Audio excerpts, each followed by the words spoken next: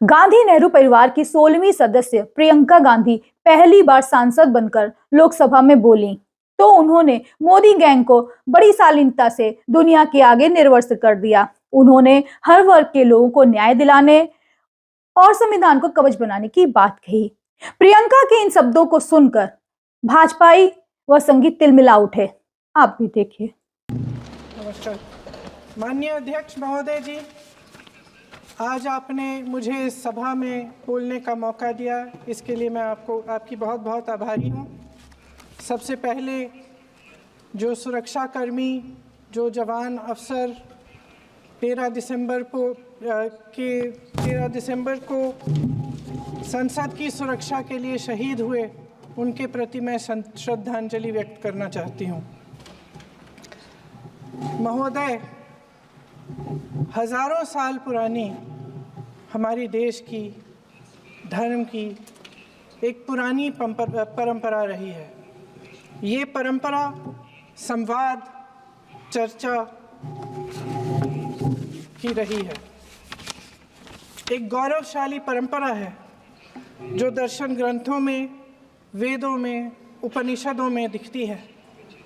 वाद विवाद और संवाद की हमारी पुरानी संस्कृति है। अलग अलग धर्मों में भी, इस्लाम में, सूफियों में, बौद्ध धर्म में, जैन धर्म में, सिख धर्म में भी ये वाद संवाद, ये चर्चा बहस, इसकी संस्कृति रही है। इसी परंपरा से उभरा हमारा स्वतंत्रता संग्राम। हमारा स्वतंत्रता संग्राम विश्व में एक अनोखा संग्राम था, एक अनोखी लड़ाई थी जो अहिंसा और सत्य पर आधारित थी। ये वाद संवाद की जो परंपरा है, इसको इस संग्राम ने आगे कैसे बढ़ाया? क्योंकि ये जो संग्राम था, ये जो लड़ाई थी हमारी आज़ादी के लिए, एक बेहद लोकतांत्रिक लड़ाई थी।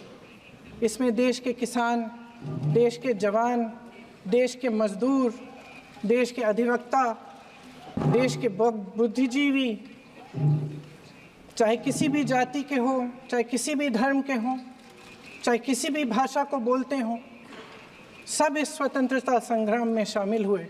सब ने हमारे देश की आज़ादी की लड़ाई लड़ी।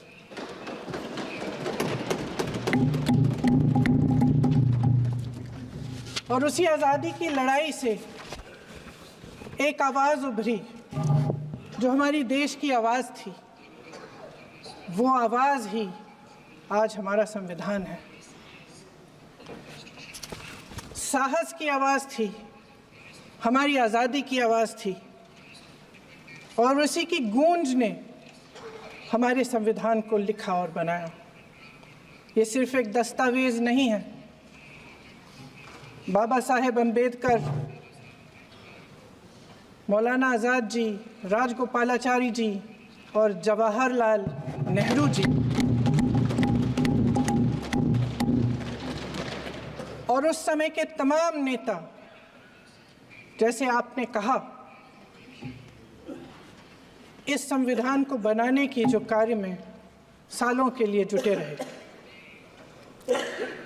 हमारा संविधान इंसाफ, उम्मीद, अभिव्यक्ति और आकांक्षा की वो ज्योत है जो हर हिंदुस्तानी के दिल में जलती है। अध्यक्ष महोदय, इस ज्योत ने हर एक भारतीय को ये पहचानने की शक्ति दी कि उसे न्याय मिलने का अधिकार है, कि उसमें अपने अधिकारों के लिए आवाज़ उठाने की क्षमता है, कि जब वो आवाज़ उठाएगा तो सत्ता को उसके सामने झुकना पड़ेगा। इस संविधान ने हर एक देशवासी को ये अधिकार दिया कि वो सरकार बना भी सकता है और सरकार बदल भी सकता है। ये ज्योत जो हर हिंदुस्तानी के दिल में जलती है, उसने हर हिंदुस्तानी को ये विश्वास दिया कि देश की संपत्ति में, देश की दौलत में, संसाधनों में उसका भी हिस्सा है। कि उसे एक सुरक्षित भविष्य की उम्मीद का अधिकार है, कि देश बनाने में भी उसकी भागीदारी है। उम्मीद और आशा की ये ज्योत मैंने देश के कोने कोने में खुद देखी है। उन्नाव में मैं एक रेप पीड़िता के घर गई, उसे जलाकर मार डाला था। वो शायद 20-21 साल की होगी। हम सबके बच्चे हैं। हम सोच सकते हैं कि अगर हमारी बेटी के साथ बार बार बलात्कार हुआ और फिर जब वो अपनी लड़ाई लड़ने के लिए गई तो उसको जलाकर मार डाला गया होता तो हम पर क्या बीतती। मैं उस बच्ची के पिता से मिली। उसके खेत जलाए गए थे, उसके भाइयों को पीटा गया था, उसके पिता को बाहर से घर के बाहर घसीट कर मारा गया था। उस पिता ने मुझे बताया कि बेटी, मुझे न्याय चाहिए। मेरी बेटी अपने एफआईआर को दर्ज करने के लिए जब ज़िले में गई तो उसको मना किया गया। अगले ज़िले में जाना पड़ा उसे। वो रोज़ सुबह 6 बजे उठकर तैयार होकर अकेली अपने मुकदमे को लड़ने के लिए अगले ज़िले में ट्रेन से जाती थी। उसके पिता ने मुझे कहा कि मैंने उससे कहा, बेटी अकेले मत जाओ, छोड़ दो ये लड़ाई। लेकिन उसकी बेटी ने उसको जवाब दिया कि नहीं पिताजी, मैं अकेली जाऊंगी, मैं लड़ूंगी, ये मेरी लड़ाई है, मैं इसको लड़ूंगी। ये लड़ने की क्षमता, ये हिम्मत उस लड़की को और करोड़ों भारत की नारियों को हमारे संविधान ने दी। आगरा में मैं अरुण वाल्मीकि के घर गई। अरुण वाल्मीकि पुलिस स्टेशन में काम करता था, सफाई का काम करता था। आप सोच सकते हैं हमारी तरह उसका भी परिवार था। नई नई शादी हुई थी, 2-3 महीनों का बच्चा था। पुलिस स्टेशन में चोरी हो गई। चोरी का इल्ज़ाम उस पर लगाया गया। उसके पूरे परिवार को उठाकर पुलिस स्टेशन में ले गए। आप हंस रहे हैं, लेकिन ये गंभीर बात है। और क्या गंभीर बात। शर्म करो, शर्म। अरुण वाल्मीकि को पीट पीट के मार डाला, उसकी बीवी को पीटा, उसके पिता के नाखून निकाले, उसके पूरे परिवार को पीटा गया। जब मैं उस जवान महिला से मिलने गई जो अभी अभी विधवा हुई थी, तो उसने मुझे कहा कि दीदी, हमें सिर्फ एक चीज़ चाहिए, हमें न्याय चाहिए और हम इस न्याय के लिए लड़ते रहेंगे, चाहे कुछ भी हो जाए। ये हिम्मत उस महिला को हमारे संविधान ने दी।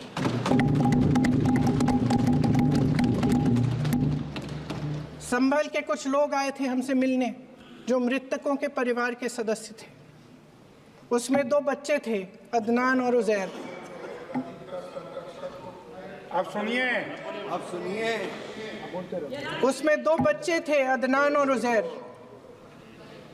एक बच्चा मेरे बच्चे की उम्र का है, दूसरा उससे छोटा 17 साल का है। दर्जी के बेटे थे। दर्जी का एक ही सपना था कि वो अपने बेटों को पढ़ाएगा, लिखाएगा। एक बेटा डॉक्टर बनेगा, एक बेटा भी सफल होगा दूसरा बेटा भी अपने जीवन में सफल होगा। उनके पिताजी हर रोज़ उनको स्कूल छोड़ते थे। उस दिन भी स्कूल छोड़ने के बाद अपनी दुकान में चले गए। उन्हें पता नहीं था कि विवाद हो रहा है। उन्होंने भीड़ देखी, घर आने की कोशिश की तो पुलिस ने गोली से मार डाला। वो 17 साल का बच्चा अदनान मुझसे कहता है, वो 17 साल का बच्चा अदनान मुझसे कहता है कि मैं बड़ा होकर डॉक्टर बन के दिखाऊंगा, मैं अपने पिता का सपना साकार करूंगा। ये सपना, ये आशा उसके दिल में हमारे संविधान ने डाली। अध्यक्ष महोदय, हमारे देश के करोड़ों देशवासियों के संघर्ष में, अपने अधिकारों की पहचान में, इनकी कठिन से कठिन परिस्थितियों से लड़ने की अपार हिम्मत में और देश से न्याय की अपेक्षा में हमारे संविधान की ज्योत जल रही है। मैंने हमारे संविधान की ज्योत को जलते हुए देखा है और इसके साथ साथ ये भी समझा है कि हमारा संविधान एक सुरक्षा कवच है, एक ऐसा सुरक्षा कवच है जो देशवासियों को सुरक्षित रखता है, न्याय का कवच है, एकता का कवच है और अभिव्यक्ति की आज़ादी का कवच है। दुख की बात यह है कि मेरे सत्ता पक्ष के साथी जो बहुत बड़ी बड़ी बातें करते हैं, इन्होंने इन 10 सालों में ये सुरक्षा कवच, सत्ता पक्ष के मेरे साथियों ने ये सुरक्षा कवच तोड़ने का पूरा प्रयास किया है। संविधान में सामाजिक, आर्थिक और राजनीतिक न्याय का वादा है। ये वादा एक सुरक्षा कवच है जिसको तोड़ने का काम शुरू हो चुका है। लैटरल एंट्री और निजीकरण के जरिए ये सरकार आरक्षण को कमजोर करने का काम कर रही है। अगर लोकसभा में ये नतीजे नहीं आए होते तो ये संविधान बदलने का काम भी शुरू कर लेते। सच्चाई ये है अध्यक्ष महोदय कि आज संविधान बार बार इसलिए कह रहे हैं क्योंकि इस चुनाव में इनको पता चल गया कि इस देश की जनता ही इस संविधान को सुरक्षित रखेगी, कि इस चुनाव में हारते जीतने से इन्हें एहसास हुआ कि ये संविधान बदलने की बात इस देश में नहीं चलेगी। आज जनता की मांग है कि जाति जनगणना हो। सत्ता पक्ष के मेरे साथी ने इसका जिक्र किया। ये जिक्र भी आज इसलिए हो रहा है क्योंकि चुनाव में ये नतीजे आए। ये जाति जनगणना इसलिए जरूरी है ताकि हमें पता चले कि किसकी क्या स्थिति है और नीतियां उस हिसाब से बने। इनकी गंभीरता का प्रमाण ये है कि जब चुनाव में पूरे विपक्ष ने जोरदार आवाज उठाई कि ये जाति जनगणना होनी चाहिए, तो इनका जवाब देखिए। इनका जवाब भैंस भाग भैंस चुरा लेंगे, मंगलसूत्र चुरा लेंगे, इनका ये जवाब था। ये गंभीरता है इनकी जाति जनगणना पर। महोदय, हमारे संविधान ने आर्थिक न्याय की नींव डाली, किसानों, गरीबों और को जमीन बांटी, भूमि सुधार किया, जिसका नाम लेने से कभी कभी आप झिझकते हैं और कभी कभी उनका नाम धड़ाधड़ इस्तेमाल किया जाता है अपने आप को बचाने के लिए। उन्होंने HAL, BHEL, SAIL, GAIL, ONGC, NTPC, railways, IIT, IIM, oil refinery, तमाम PSU बनाए। अध्यक्ष महोदय, उनका नाम पुस्तकों से मिटाया जा सकता है, उनका नाम भाषणों से मिटाया जा सकता है, लेकिन जो उनकी भूमिका रही इस देश की आज़ादी के लिए और इस देश के निर्माण के लिए, वो इस देश से कभी मिटाया नहीं जा सकता। 75 सालों में जनता का भरोसा रहा कि नीतियाँ बनेंगी तो जनता की भलाई के लिए बनेंगी। जल जंगल ज़मीन का अधिकार मिला आदिवासी भाई बहनों को। इंदिरा जी ने बैंकों का राष्ट्रीयकरण करवाया, खदानों का राष्ट्रीयकरण कराया। कांग्रेस और यूपीए की सरकारों में शिक्षा का, भोजन का अधिकार मिला। 75 सालों में जनता का भरोसा मिला। पहले संसद चलती थी तो जनता की उम्मीद होती थी कि सरकार महंगाई और बेरोजगारी पर चर्चा करेगी, कोई उपाय निकालेगी, कोई रास्ता निकालेगी। लोग मानते थे कि अगर कोई नई आर्थिक नीति बनेगी तो देश की अर्थव्यवस्था को मजबूत बनाने के लिए बनेगी, तो भारतीय बाजार को मजबूत बनाने के लिए बनेगी, उनके भविष्य को मजबूत बनाने के लिए बनेगी। किसान और आदिवासी भाई बहन भरोसा करते थे कि यदि ज़मीन के कानून में संशोधन होगा तो उन्हीं की भलाई के लिए होगा। आप नारी शक्ति की बात करते हैं। आज चुनाव की वजह से शायद इतनी बातचीत हो रही है नारी शक्ति के बारे में, क्योंकि हमारे संविधान ने महिलाओं को ये अधिकार दिया, उनकी शक्ति को परिवर्तित किया वोट में।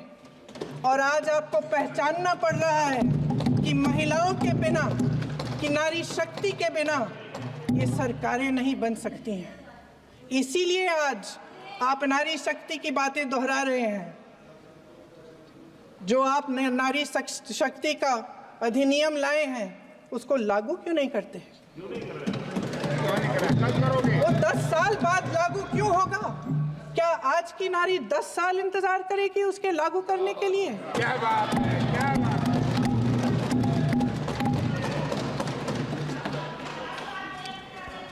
आज संसद में बैठे हुए सत्ता पक्ष के मेरे साथी ज़्यादा से ज़्यादा अतीत की बातें करते हैं। 1900 किस में क्या हुआ, कब हुआ, नेहरू जी ने क्या किया। अरे वर्तमान की बात करिए, देश को बताइए आप क्या कर रहे हैं, आपकी जिम्मेदारी क्या है? कि सारी जिम्मेदारी जवाहरलाल नेहरू की है। अध्यक्ष महोदय जी, ये सरकार आर्थिक न्याय का सुरक्षा कवच तोड़ रही है।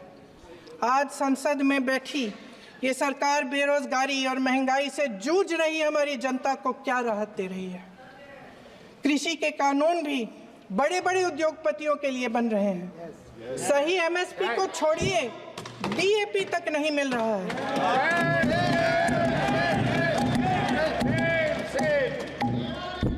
वायनाड से लेकर ललितपुर तक इस देश का किसान रो रहा है। आपदा आती है तो उसको कोई राहत नहीं मिलती। भगवान भरोसे है आज इस देश का किसान, उसको छोड़ दिया गया है। आज हिमाचल में देखिए, जितने भी कानून बने हैं वो सब बड़े बड़े उद्योगपतियों के लिए बन रहे हैं। हिमाचल में जो सेब उगता था उसके जो छोटे छोटे किसान हैं वह रो रहे हैं, क्योंकि एक व्यक्ति के लिए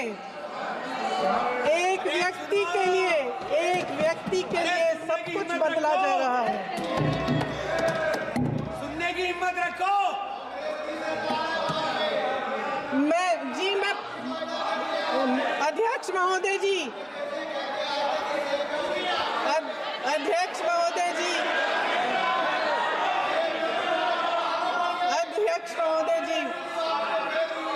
अध्यक्ष महोदय जी, अडानी जी को सारे कोल्ड स्टोरेज प्रदेश की सरकार ने नहीं दिए। अडानी जी को सारे कोल्ड स्टोरेज आपकी सरकार ने दिए हैं। देश देख रहा है कि एक व्यक्ति को बचाने के लिए 142 करोड़ देश की जनता को नकारा जा रहा है।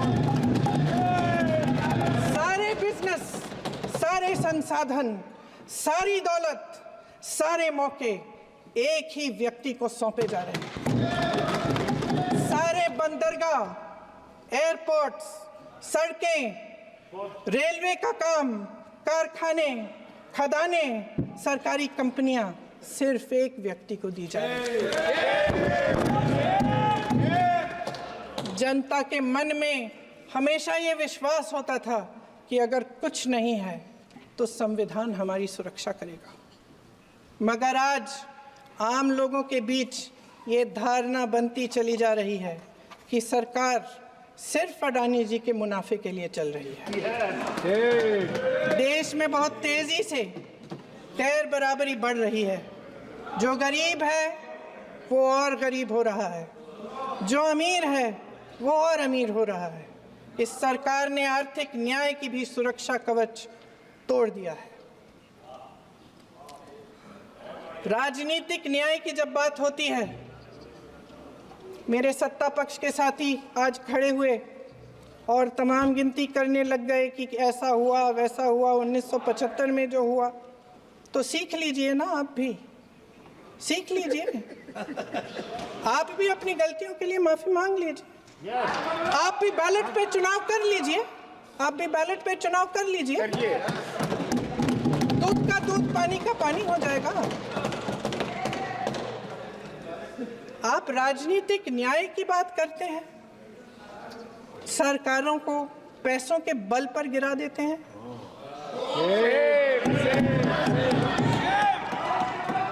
मेरा आग्रह है कि अपन संविधान में सकारात्मक बोले।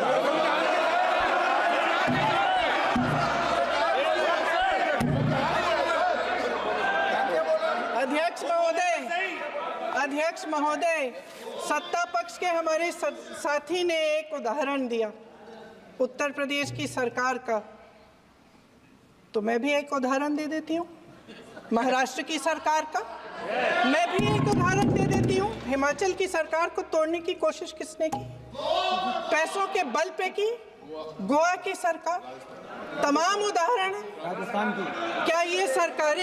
क्या ये सरकारें जनता ने नहीं चुनी थी? क्या संविधान इन पर लागू नहीं था? पूरी देश की जनता जानती है कि इनका हंसती है, जानती है कि इनके यहाँ तो वॉशिंग मशीन है।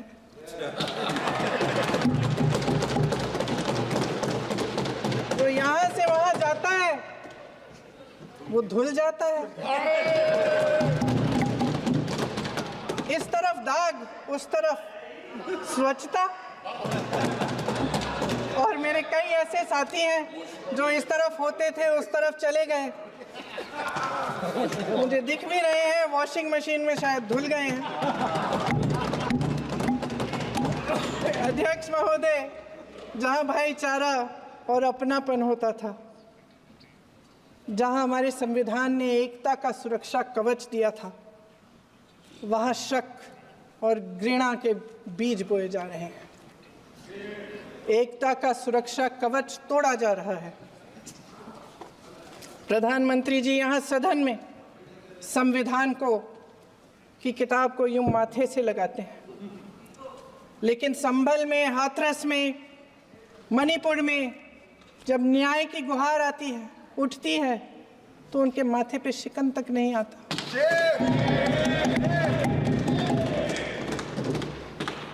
शायद समझ नहीं पाए हैं कि भारत का संविधान संघ का विधान नहीं है।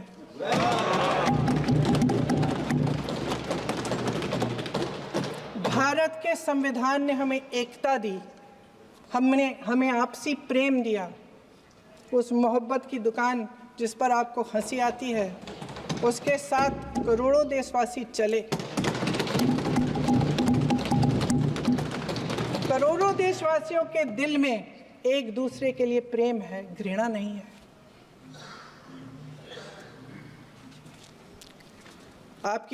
इनकी जो विभाजनकारी नीतियां हैं, उसका नतीजा हम रोज देखते हैं।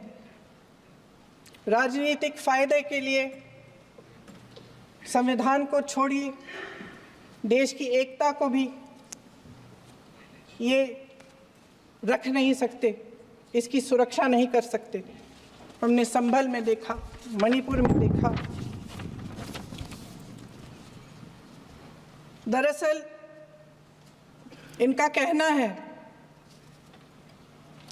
कि अलग अलग इस देश के अलग अलग हिस्से हैं, लेकिन हमारा संविधान कहता है कि ये देश एक है और ये देश एक रहेगा। जहां खुला विवाद होता था, अभिव्यक्ति का सुरक्षा कवच होता था, इन्होंने भय का माहौल पैदा किया है। सत्ता पक्ष के मेरे साथी अक्सर 75 सालों की बात करते हैं, लेकिन इन 75 सालों में ये उम्मीद, आशा, ये अभिव्यक्ति की ज्योति कभी थमी नहीं, कभी बुझी नहीं। इस देश की जनता ने खुलकर आलोचना की, निडर होकर धरने किए, प्रदर्शन किए। जब जब जनता नाराज हुई तब तब सत्ता को ललकारा, उसे चेतावनी दी, बड़े से बड़े नेताओं को कटघरे में खड़ा किया, उनसे जवाब मांगा, न्याय मांगा। इस देश के छोटे छोटे से नुक्कड़ की दुकानों में, चाय की दुकानों में, इस देश के घरों में, गलियों में, मोहल्लों में, अखबारों में, प्रकाशन घरों में, न्यायपालिकाओं में चर्चा कभी बंद नहीं हुई। लेकिन आज ये माहौल नहीं है। आज जनता को सच बोलने से डराया जाता है, धमकाया जाता है। पत्रकार हो या विपक्ष का नेता हो या किसी यूनिवर्सिटी का प्रोफेसर हो, छात्र संघ हो या कर्मचारियों का संगठन हो, सबका मुंह बंद कराया जाता है। किसी पे ईडी, किसी पे सीबीआई, किसी पे इनकम टैक्स, फर्जी मुकदमे लगवाए जाते हैं, जेल में डाल दिया जाता है। विपक्षी नेताओं को जेल में डाल दिया जाता है, उनको सताया जाता है। किसी को नहीं छोड़ा इस सरकार ने। देशद्रोही कह कह के उत्तर प्रदेश में मुझे याद है कुछ अध्यापिकाएं प्रदर्शन कर रही थी, उन पर मुकदमा डाल दिया देशद्रोही का, उन्हें देशद्रोही कह दिया। इन्होंने देश का पूरा माहौल भय से भर दिया है। इनकी मीडिया की मशीन झूठ फैलाती है, तरह तरह के आरोप लगाती है, और शायद वह भी भय में ही है। महोदय, मैं इस सदन को याद दिलाना चाहती हूँ कि ऐसा डर का माहौल देश में अंग्रेजों के राज में था। जब इस तरफ बैठे हुए गांधी की विचारधारा वाले लोग आज़ादी की लड़ाई लड़ रहे थे और उस तरफ वाली विचारधारा वाले लोग भय में रहकर अंग्रेजों के साथ साठ-गांठ कर रहे थे। लेकिन अध्यक्ष महोदय, भय का भी अपना स्वभाव होता है। भय फैलाने वाले हमेशा भय का खुद शिकार बन जाते हैं। ये प्रकृति का नियम है। आज इनकी भी यही हालत हो गई है। भय फैलाने के इतने आदी हो गए हैं कि खुद भय में रहने वाले हैं। चर्चा से डरते हैं, आलोचना से घबराते हैं। कई दिनों से हम मांग रहे हैं कि चर्चा करिए, लेकिन चर्चा करने की हिम्मत ही नहीं है।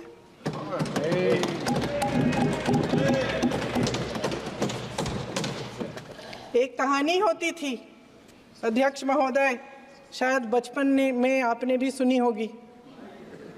राजा भेष बदलकर बाजार में आलोचना सुनने जाता था। ये सुनने जाता था कि प्रजा मेरे बारे में क्या कह रही है, मैं सही रास्ते पे चल रहा हूँ कि नहीं।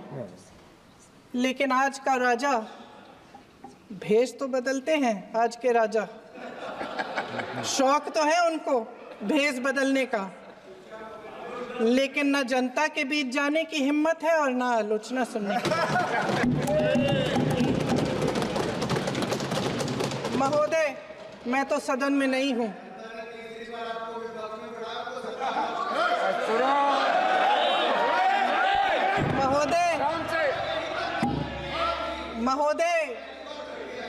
महोदय, जनता में बहुत विवेक है, ये सही है।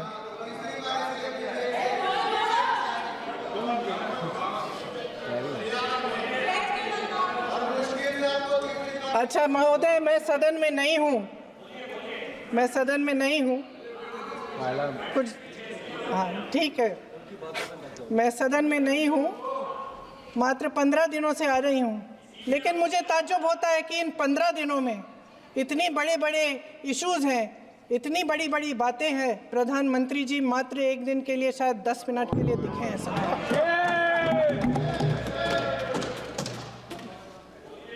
बात यह है अध्यक्ष महोदय जी कि ये देश भय से नहीं, साहस और संघर्ष से बना है। इसको बनाने वाले देश के किसान, जवान, देश के करोड़ों मजदूर और गरीब जनता है। संविधान इनको साहस देता है। मेहनती मिडिल क्लास है। और इस देश के जो करोड़ों देशवासी हैं जो रोजाना भयंकर परिस्थितियों का सामना करते हैं, उनको साहस देता है। वायनाड में जो आपदा आई, उसमें एक छोटा लड़का था 17 साल का। 6 घंटों के लिए उसने अपनी माँ को बचाने की कोशिश की। 6 घंटों के लिए आप सोच सकते हैं कि अगर नदी की धारा बह रही है, नाराज है, आप अपनी माँ को पकड़े हो, 6 घंटों के लिए पकड़े रखते हो कि मेरी माँ बच जाएगी, और अंत में वो माँ भी बह जाती है। उस लड़के का साहस, उन महिलाओं का साहस जो पीड़ित हैं लेकिन फिर भी अपनी लड़ाई लड़ रहे हैं, उन संभल के बच्चों का साहस जिनके पिताजी अभी अभी गुजर गए लेकिन फिर भी उनके सपनों को साकार करने की हिम्मत है, उनका साहस है, वो साहस इस संविधान ने दिया है।